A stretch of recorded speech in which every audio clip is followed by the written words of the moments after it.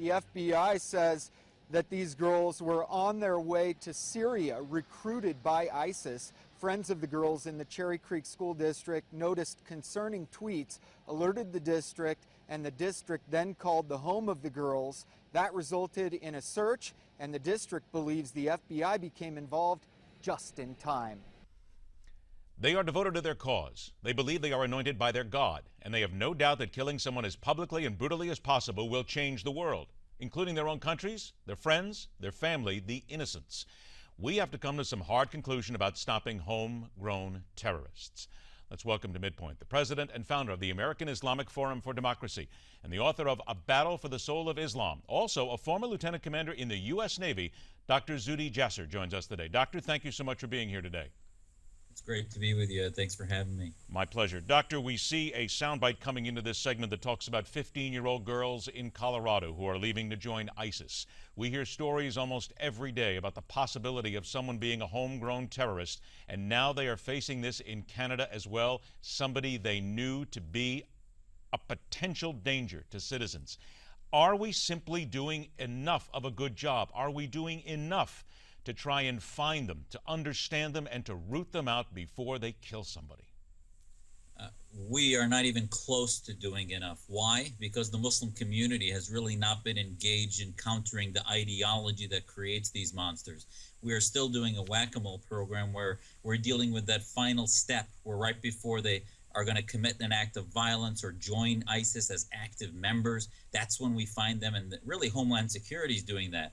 The continuum of radicalization starts long before, where they get pulled into this Islamo-patriotism, where they feel an allegiance to the jihadist movement, the Islamic State, or not only that Islamic State, but all Islamic states against the West, against the secular nation state of America, of Canada, of those states that aren't based in Islamic law. So that rupture, separation of Islamo-patriotism versus American nationalism is where we as Muslims need to be countering the ideology, and we're not doing that. There's very little programs. Our organization has some programs for that, but we're not being engaged by government, media, or other entities. When you talk about not being engaged by other entities, let me ask a very simple question then. Are members of the Muslim community then, whether it be Canada, the United States, or anybody else, simply too scared to speak up?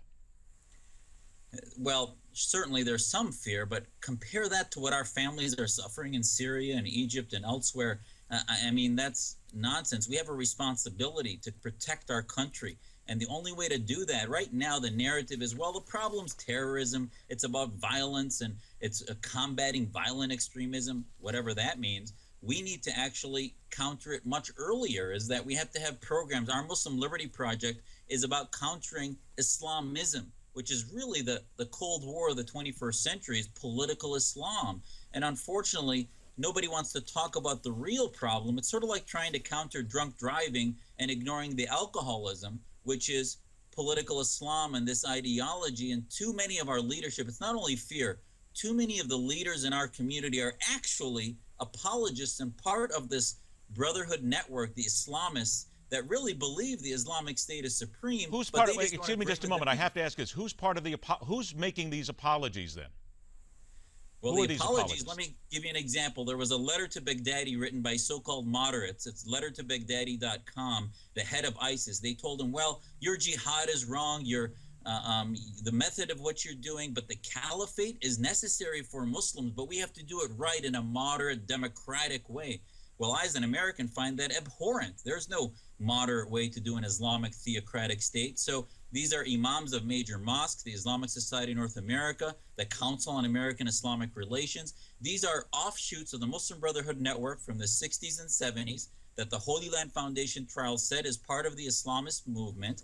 And we as Muslims can easily tell. In the Middle East, there's a struggle going on between the Islamists and the non-Islamists. Dr. Jasser, here in America, let me ask, I only got about 40 seconds left. We're going to take a break here, come back and talk more. But what you're saying right here, are we then as a government, America, Canada, other investigative agencies, are we just being then too soft on all of these groups? Are we letting them get away with it by not putting the hammer down and trying to find out who is in these groups that might kill us?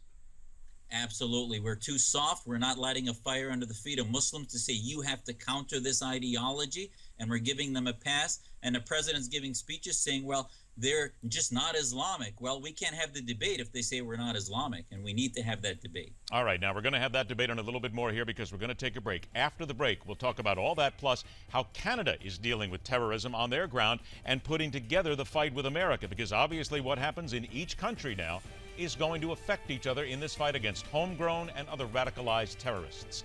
Later on this hour, the Houston mayor who stirred up a pastoral hornet's nest from the pulpit. It's coming up right here on MidPoint.